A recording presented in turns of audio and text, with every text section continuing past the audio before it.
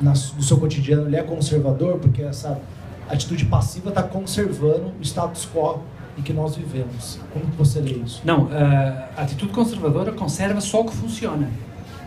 Atenção, não é conservar o que existe. Porque senão um conservador defendia, como muitos conservadores o fizeram. É curioso, eu passei algum tempo lendo conservadores brasileiros, de que já ninguém fala, ninguém se lê. Oliveira Viana, sei lá, nomes que não lembram ao diabo. Mas se aquilo que um conservador quer fazer é conservar o que existe, então os escravocratas queriam conservar a escravatura. Não é isso. O conservador conserva o que funciona e o que é bom para uma sociedade. É preciso ler Joaquim Nabuco e não os escravocratas. Okay? Relativamente a essas... É curioso porque eu tentei entender o que é que estava a passar no Brasil. Eu tive que falar com várias pessoas, então havia opiniões para todos. Enfim, havia já pessoas que estavam alucinadas.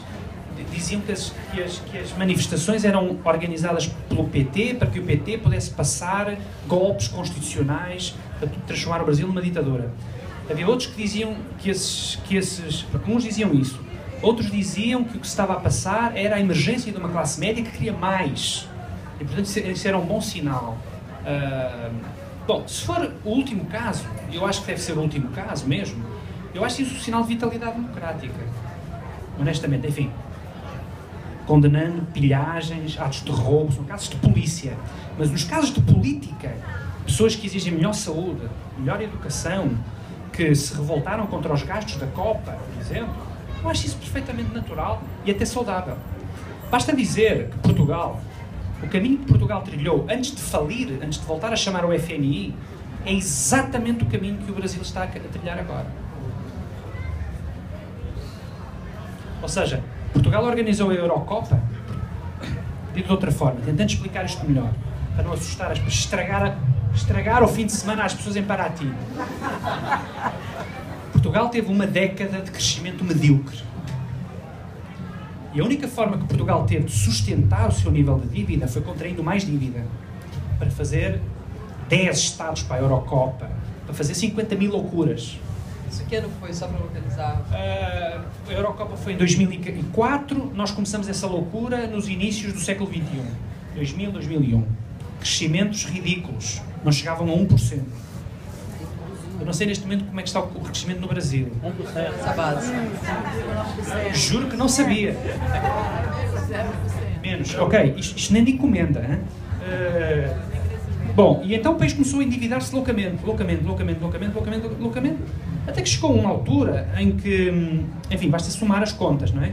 Um país que cresce 1%, que só contrai dívida, que em 2009 tinha a maior dívida privada do mundo per capita, dívida das famílias, das empresas, etc. Os credores começaram a perguntar se o país ia pagar, o que é normal, não é? E obviamente chegaram à conclusão que o país não ia pagar. E Portugal telefonou para o FMI pela terceira vez na sua história democrática, em 40 anos.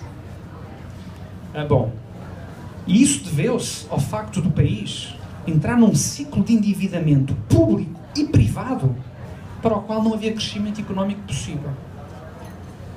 E, portanto, quando eu noto que o crescimento económico brasileiro está muito baixo, que o país enveredou em gastos com a Copa, com as Olimpíadas, etc., eu fico um pouco temeroso do que pode ser o Brasil pós-2016.